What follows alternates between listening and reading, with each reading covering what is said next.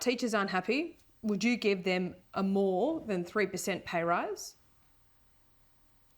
They need to be paid more. We'd rather a new system in New South Wales where we can negotiate with frontline public servants about wages, conditions and classifications to get a better deal for them, a better wage deal for them, but also to protect the public purse. I think the system in New South Wales is completely broken because it doesn't allow any productivity gains for the New South Wales public service, and it's a blunt instrument when it comes to a wage deal for example, teachers who've obviously been working hard over the last 2 years, and there's a chronic teacher shortage in New South Wales at the moment. Well, how much of a pay rise would they get under a Labor government?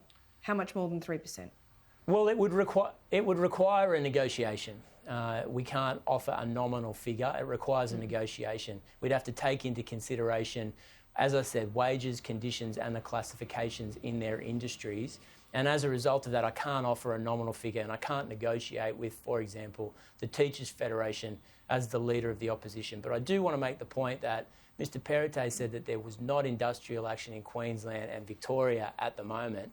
And they have a different system than they have in New South Wales. They can negotiate on productivity gains for the public service. Do you accept that other Labor states... I think it's leading to industrial conflict. Yeah, but other Labor states like Queensland and Victoria has a pay rise for teachers on the table that is less than what New South Wales has offered.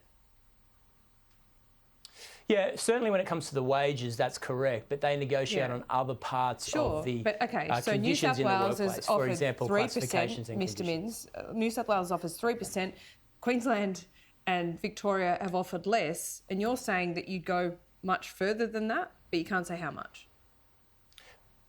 But hang on a second, I mean, doesn't that indicate that Queensland and Victoria have got a better system, a less adversarial wages and conditions system? And I mean, if you've got a deal that involves less of a payment to frontline public sector workers, they're avoiding industrial action, but they can make productivity gains in relation to classifications and conditions. Surely that should be imported into New South Wales. I mean, the government but doesn't it also prove that suggest... the point that Mr Keane has made this morning, that there is a big political element to it?